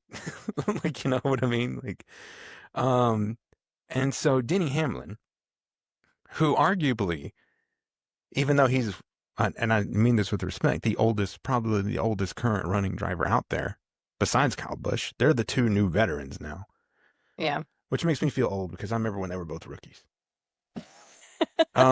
But, but, here they are. They're the two oldest drivers in the field, and Denny Hamlin is running better than he's run in arguably in his career. He's won yeah, 61 races. He's encroaching on passing Kyle Busch for the most wins. So he's on his podcast, and all he said was, I mean, he even started with saying that Kyle Busch is still his Mount Rushmore when Denny Hamlin thinks of drivers. Kyle Busch is still there, and he should be. But he just said that Busch isn't performing well, and that his teammate is running better. Austin Dillon's getting better finishes than him, Mm, and yeah. he was basically saying that since they switched to the next gen car, Kyle Busch just might not have figured out yet how to consistently get speed out of that car. Is that a bad thing? What I just said? No, I mean, I wouldn't really take offense to that. And if I were Colin Bush, I'd probably have to agree if I look at my own finishes. Well, Kyle Busch took offense to it, Yeah. and But he don't you said think he took offense to probably the way in which he was asked the question by the reporter? That's my probably. problem with this feud this week. It was like the reporter was like, Denley Hamlin bashed you on his podcast, Actions It's like he Gentlemental. didn't, What do you yeah, have to say about that? true, because he did bash him. He just said that like, hey, this dude is on my Mount Rushmore. His teammate is running better than him, so the problem is with that team specifically. Because Austin Mm, Dillon is running the same way Austin Dillon has always run. So I mean, like, sure. there's been no difference there, right? But with Kyle Busch, he's losing to his teammate Austin Dillon consistently, and he just said like, hey, he might not know how to get speed out of this new next gen car. He just might not have figured out to tell the crew chief like, okay, for me to go faster in this car, this is what I need you to do. This is Yeah. what I'm expecting. He just might not know. Um, but Kyle Busch was like saying, he said, I wish, I would love for Denny Hamlin to get in my car and let's see what he can do. Basically saying like Denny Hamlin gets in my car, he ain't gonna be Billy Badass. He's with JGR. You know, Mm. that was basically what Kyle Busch. And he said something, I can make his life living hell. And I was thinking to myself, like, in what way can you make his life a living hell? Because the only way that you're going to be around Denny Hamlin is when he's putting you a lap down, which happened today. He put him a couple of laps down. So I I don't don't know really. the history here. So how did Kyle Busch end up on this team? So funny thing, Kyle Busch and Denny Hamlin were teammates, Okay. and there's some rumors around like what kind of happened there. I know that like Kyle Busch was losing a sponsor, a longtime sponsor was leaving, but And this is at JGR. this is at JGR. Because Okay. Denny Hamlin's only ever driven the 11 car, which is, by the way, that's unfounded in NASCAR to have one car that you drive for your entire career. Yeah. But Denny Hamlin's only ever driven for Joe Gibbs Racing in the 11. But Kyle Busch was in the 18. And then they were losing a sponsor, but a lot of people were thinking, speculating that they were kicking Kyle Busch out so they could make room for his grandson, which added to some of the silver Hate. spoon stuff, Yeah. For you know? Ty Gibbs. Anyway, Kyle Busch leaves Joe Gibbs Racing to go to RCR to drive the 8. And when he first got there, they had success. He won a race, put RCR back in victory lane. Won a race with them. But since it just hasn't, something over there isn't working. Something over there isn't Yeah. working. But that's kind of Kyle Busch was Denny Hamlin's teammate. And I don't know what their relationship was like. I don't know if there was contention, if Kyle Busch maybe feels that Denny Hamlin gets special treatment. Because, Joe Gibbs and Denny Hamlin are really tight. They're really close. Yeah. Um, I mean, Joe you would Gibbs, be if you worked for somebody for that long. that's what I was going to say. Like, Joe Gibbs was the one, Denny Hamlin's story is pretty incredible because most drivers these days come from money because racing is very expensive. It's why I couldn't be a race car driver, right? We don't have that kind of money or resources to go racing. Millions of dollars worth of Millions of money. dollars. And a Yeah. lot of these race car drivers these days are sons of former race car drivers or people who have connections or people who their dads own some great company and they end up sponsoring the car and giving the money. This is the way it is. Denny Hamlin, however, came from nothing and his parents mortgaged their house and like sold stuff to make sure that Denny Hamlin, their son, could go racing. And Joe Gibbs was the guy who took the chance on him. And Denny Hamlin has repaid Joe Gibbs by like never leaving the team and being a part of that team since he was a rookie. He has been there through thick and thin, through the good times of JGR, through the bad times of JGR. And they Denny still have a Hamlin's partnership with JGR at 2311. exactly. So I mean, you know, maybe Kyle Busch just felt like, I don't know. I don't know how Kyle Busch feels. I don't know Kyle Busch, but I don't want to say how Kyle Busch feels. But as a fan, as we're fans doing this, that's just, I don't know. That's my take. That's my take on it. But I don't think Denny Hamlin said, and Denny Hamlin, that's another thing. Denny Hamlin's always been a guy who's been straight up. Like Yeah, he tells it like it is, which is for the longest time why I didn't like him. that's why I love him. Fans, people listening to this, when I started dating Nina, I told her, I said, you can pull for anybody you want to, except for Joe Gibbs Racing and Denny Hamlin. Now, to be fair, I pulled for Joe Logano for a little bit because, from Connecticut, but then he pissed me off. So now I moved over to Denny Hamlin, mostly because we have listened to Action is Gentlemen now, Denny Hamlin's podcast, for the better part of the last year and a half, and I Yeah. actually really do like his insight and his takes on things. And Well, I think, besides watching sports with you, Denny Hamlin's the other person that has made NASCAR interesting for me. hmm, I mean, DBC is funny. it North is funny. Clear, Yeah. great podcast. And listening to Dale Jr., obviously, also great. And I love the interviews that he does with old drivers and stuff like that. Me I mean, those are too. really great. Very special. But Denny Hamlin kind of has the market cornered on interesting race insights from both a driver and an owner's perspective. So um, I just found him to be the most interesting person out there at the moment. It's kind of funny for the reasons why I never was a Denny Hamlin fan. I became a Denny Hamlin fan. I didn't like how cocky and arrogant he seemed when he would do his interviews. Just how like he would say the true something that he felt was true, whether it was true or not. He just believed it. He would speak his truth, and Yeah, it came off as what an douchey. asshole. Yeah, Yeah, but when he started doing his podcast, and I started listening to him and just knowing, learning more of who he was as a person, and that's just who he is. He just, if he has a thought in his head and he thinks that, he's just gonna say it. yeah, There's a respect, I think, that comes with that, and he is very knowledgeable, and he explains, even for someone like me who's been watching the sport pretty much my entire life, my entire life. There's things that he explains that I'm like, oh, that's really interesting. That's really cool. Like I never thought about racing from that perspective before. Or then because yeah, he's done so much, he's won races. He is a race car driver, and he also is a team owner now. So he can come at it from like, here's an ownership side of it, a business side of it, and here's the racing side of it. So yeah, his podcast is truly fascinating, and that's another thing I think Kyle Busch. My whole point with that is that's another thing I think Kyle Busch needs to take with this is that like he's just saying what he thinks to be true. And he wasn't saying that Kyle Busch is a terrible race car driver. We all know Kyle Busch is not a terrible race car driver, yeah, but something at that team is off, and Kyle Busch is clearly off. And how do we yeah. get Kyle Busch to victory lane so Rowdy Nation can finally celebrate with a win? Let's, The DBC listeners know what we're talking about. exactly. DVC listeners But will know what that means. But but no, Kyle Busch still did pretty bad today. He did have a chance to wreck Denny Hamlin as Denny lapped him. We didn't see really any of that. I don't even think he put up that much of a fight, to be honest. We saw just other let him people put go. up way more of a fight during the race. Yeah, Kyle Um, Busch finished 35th today out of 37. who were the last two? Shane Van Gisbergen finished 36, and Cody Ware finished 37th after spinning out with 2 laps to go.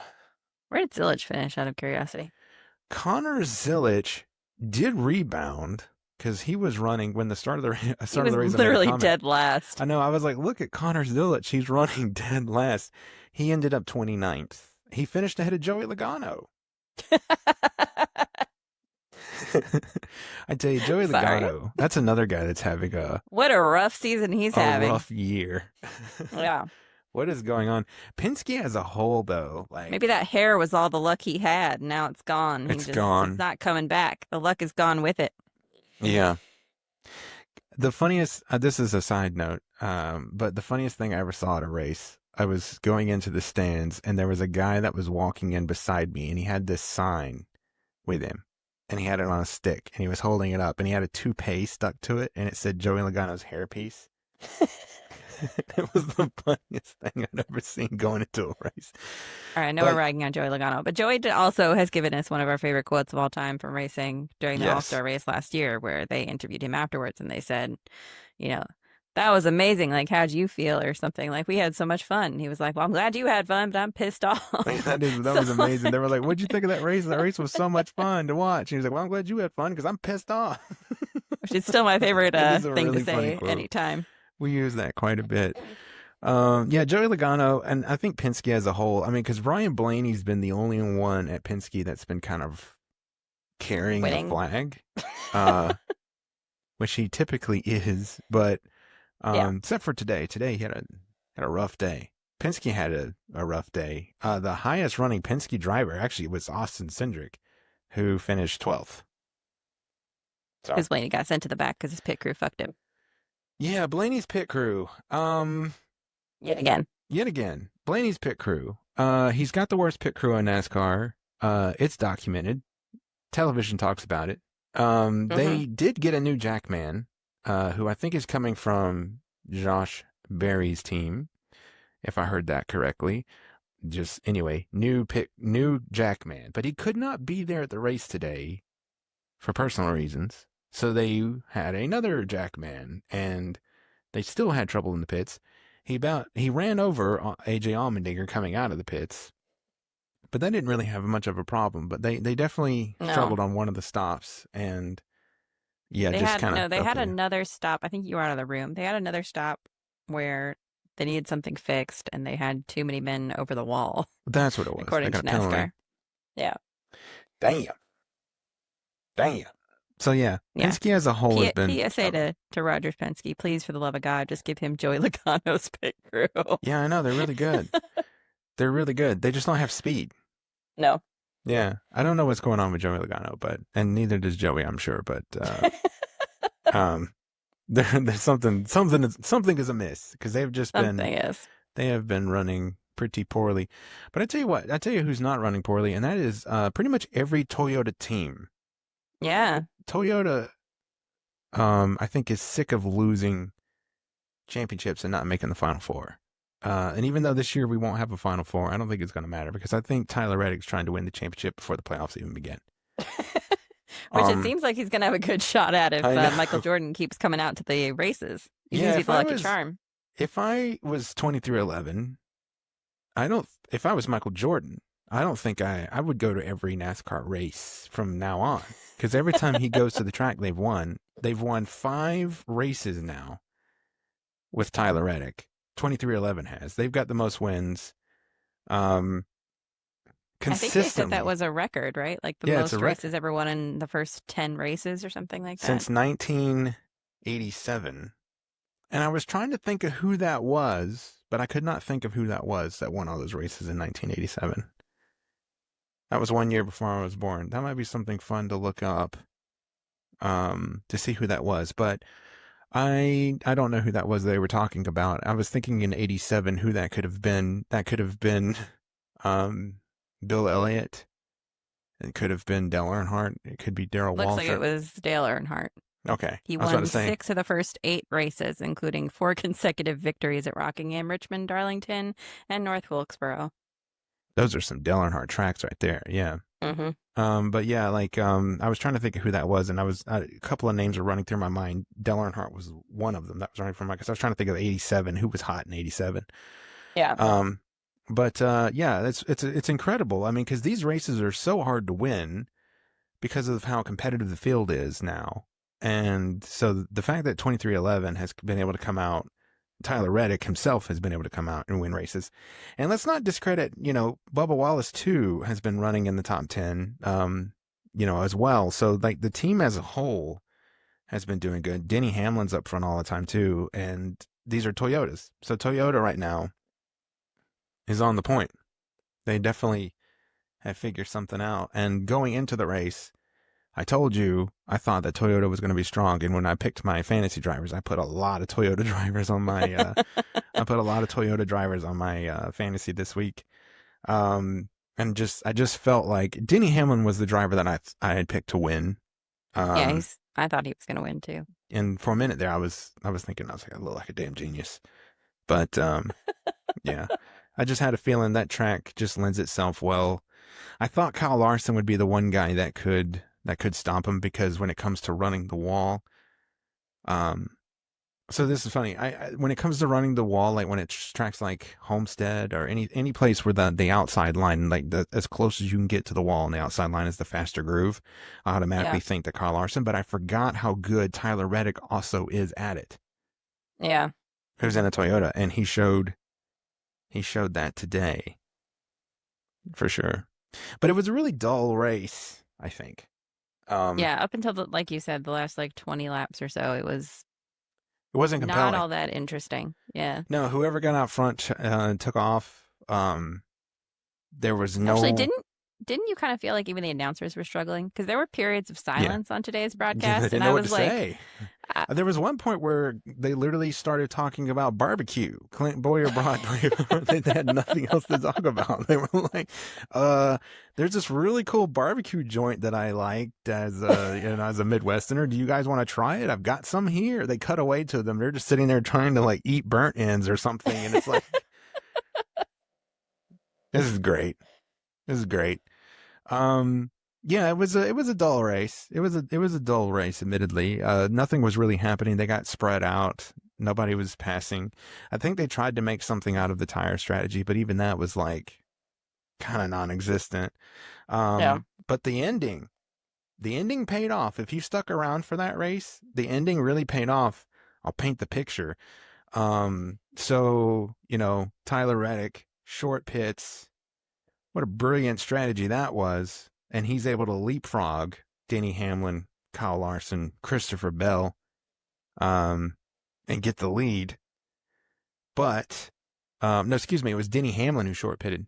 Excuse me, I got that all wrong. Denny Hamlin short pits, gets out front. It's got like a 4 second lead when the pit yeah, cycle finishes around. Denny Hamlin's in front with 4 seconds to go. A 4 second lead with a handful of laps to go. And Tyler Reddick runs him down, passes him, and you kind of think it's over. But then Tyler Reddick, all of a sudden, he gets into the wall and he comes on the radio and starts talking about how he's out of gas. What'd you think about that? Did you think he yeah. ran out of gas? I guess he did. He That has to was switch him. yeah, that was surprising. I mean, he did immediately fall back, and then he had to flip that switch, but uh, that was surprising because it didn't seem like we weren't hearing any chatter. Usually announcers will be like, teams are starting to talk about how they're running low on There was, gas or yeah, whatever. there was no There was mention. none of that. I didn't even know there Yeah, was. I didn't even know that was going to be a problem that they might have not gotten the tank fuel the full. I didn't even know that was going to be a yeah. thing. It was But odd. but yeah, Tyler Reddick gets into the wall. Denny Hamlin goes back by him. 2 laps to go. Denny Hamlin is coming off of turn 4. All he has to do is get the white flag, and the next flag ends it. Cody Ware spins out right before he can get to the start finish line, thus meaning the caution comes out and the race is going into extra laps. And I Yeah, just knew. So Denny Hamlin has the worst luck when it comes to that kind of stuff. I've seen Denny Hamlin lose so many races because the caution came out, and he complains about it on his show all the time. And yeah. I remember him, Including the championship last year. including the championship last year, and I remember him saying something within the last week or two on his podcast, saying that like he tells his crew chief, if the race is ever boring, if there's not enough cautions, if anything happens, anything, NASCAR's going to throw a caution to make the race interesting. Yeah, And when I saw that car spinning, and even though that car spun out and went down to the infield and was off the track, I was like, they're throwing a caution because this has been a shit race. And that's exactly what happened. And I just started yeah. like laughing internally because I was like, Danny Hamlin gets bit again by a late It's race so caution. annoying though. I mean, I'd be pissed off if I were him. Yeah, They he could have seemed, waited 5 seconds yeah, and he just to would get the have white flag won. and then throw the caution. Yeah, But anyway, they all have to pit. Um, the first 10 cars all take 2 tires. Chase Briscoe is the first person who takes four tires. Um, and we're gonna see just how good that ends up being. The restart was crazy. Denny Hamlin gets going. Kyle Larson drops below him. They're four wide going into the first turn. But it was Christopher Bell, wasn't it, who had the best run on the outside and kind of got to the front? Wasn't it him or was it Kyle Larson? He started to, but then he got into Reddick, I And think. he hit the wall. And then also got into Denny. That's right. He came down the track and nearly took out the 11. And it looked like Larson was actually going to get ahead and win the race, but Reddick Right. recovered. That's right. That was crazy because Larson, because everybody's wrecking behind him, Yeah. Larson gets like a huge lead, like a second and a half lead. It looked like several car lengths going into turn three, but I guess he was plowing tight and couldn't get the car to rotate. So he goes into the corner in the car. He's turning, but the car is washing up, and he has to wait on the car to start turning before he get to the gas. Tyler Reddick does not. Tyler Reddick, to the naked eye, closes the gap. You could just tell he was standing in the gas, and that car Yeah. was gripping, and just blows right by the five. Like that was insane watching that. Yeah. So Tyler Reddick goes on to win the race. Very, very exciting finish. And Chase Briscoe, by the way, who took those four tires, who ran 10th, 11th, 12th all day long, restarts 11th with four tires. He finishes third. So good call to take the four tires and kind of maximize on a points day that wasn't going to be all that great. Yeah, for sure. Plus he got, lucky with Bell just washing out the way he did on that Yeah, on Bell ate that shit turn. for sure. And then Yeah. he like spun out. He spun out coming to the white flag, and NASCAR didn't throw caution for that. So he just kind of spun out and puttered on along. And where did Christopher Bell end up? Let's see where the old boy he ended up 20th, Well, having still did better taken than the Joey white flag. Logano. Yeah, he did finish better than Joey Logano. Yeah, poor Joey. Where did Poor. Blaney finish after all that? So Ryan Blaney ended up 24th today, which is not going Yikes. to be a good points day for him because Blaney came into the points. Well, he came into Kansas second in points. Tyler Reddick was the point leader, obviously, and he increases that point lead. I do think this is funny. Do you think this is interesting that NASCAR fans were complaining about the chase format of how it's been with the playoffs and how people get eliminated and those kinds of things. And this is the first year that NASCAR is going back to this more traditional point system. And the first year they do it, it's looking like it could just be a runaway. Do you think that's interesting? It is kind of interesting. But I mean, it also gives people what they've said they've wanted, which is like if you spend your season winning, you You should should be be the the champion. champion. Yeah. Yeah. Like I agree. I just think it's funny because I can almost hear it now that NASCAR fans are going to complain about how boring the championship season was because NASCAR fans are never satisfied about anything. Trust me, if you want to know, just look at NASCAR's Instagram page. They fight about everything on NASCAR's Instagram page. In the comment section, they're never satisfied with anything. So Yeah. if you have, the playoff format, they're like, the playoff format sucks because the driver who was better that year didn't win. And that's true. I felt that way too. Um, and now they're like, okay, we're going to go back to the one where the points matter, and they're going to run away with it. Because in 2003, NASCAR fans complained that Matt Kenseth won the championship that year, having only won one race, but he was very consistent. Now Tyler Reddick is clearly the better driver. He's won 5 races out of the 10, and we Yeah. still have a long ways to go in the season. But yeah, I just think I can hear NASCAR fans now almost complaining that it wasn't close enough. It wasn't awesome. I don't know. Wasn't as exciting as they wanted it to be. Wasn't as exciting. I can almost hear them saying that. But I hope they don't because I really do like the point system the way it currently is. I do like what the changes they've made. Well, Yeah. speaking of points, you're still behind me in our fantasy league, Okay. but By how much? well, I don't think that today's scores have been tabulated in, but what we had was 1687 to 1467. Okay, yeah, so they definitely have mentality So because that's what I had. I was like 200 some points behind you going into today's. yeah, Who did but you who did you have on your fantasy team?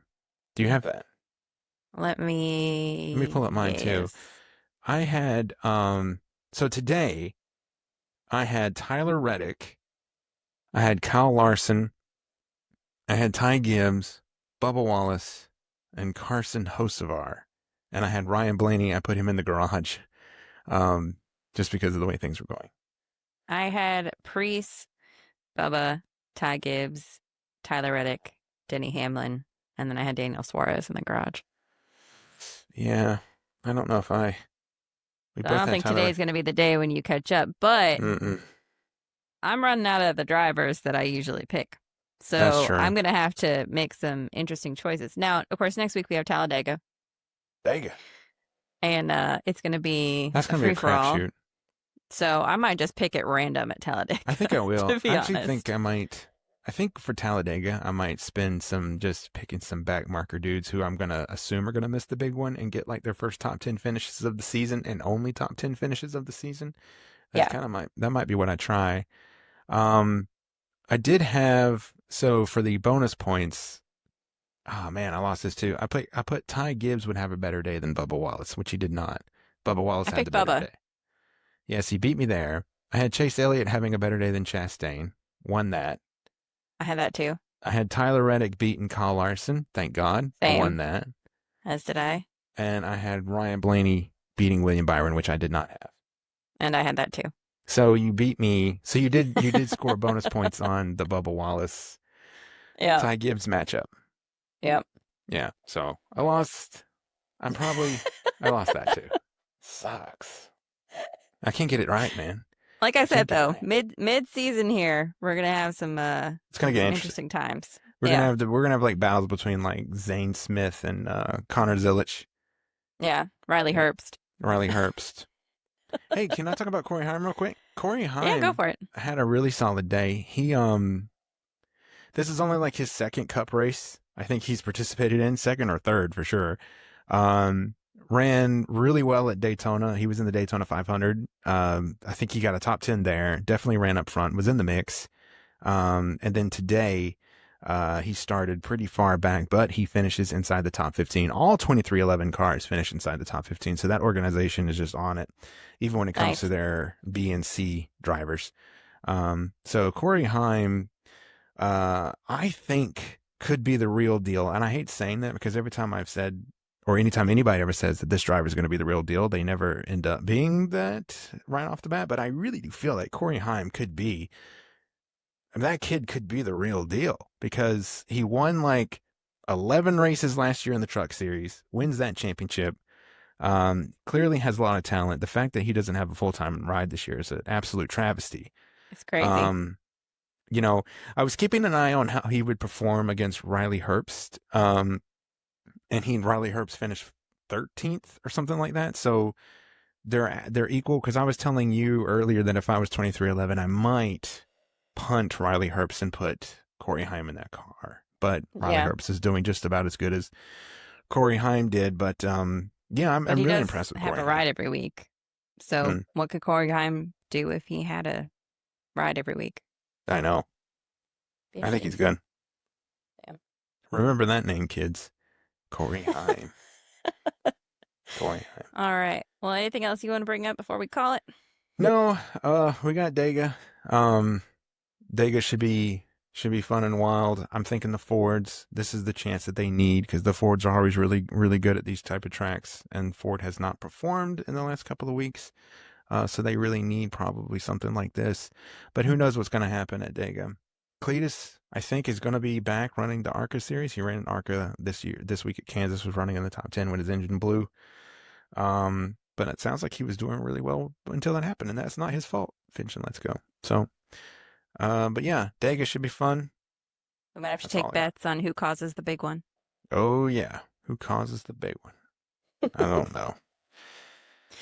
All right. Well, if you have ideas about who's going to cause the big one at Talladega or any thoughts on Candace, as always, John feel Hunter free. Nemechek. Causes the big one. Interesting. All right. I'm still going to go with TJ Majors. PJ Majors is a good pick. Yep. Mm-hmm. Keselowski accidentally Keselowski. causes the big one due to TJ. That's Keselowski always has, my pick. yeah, Keselowski has caused his fair share of incidents at Daytona and Talladega. Yep, he certainly has. All right. Well, I think that's it for us. As always, if you enjoyed that, please like or subscribe to the channel. And new episodes will drop at 6 a.m. on YouTube, YouTube Music, and Spotify. Until next time. Take it easy.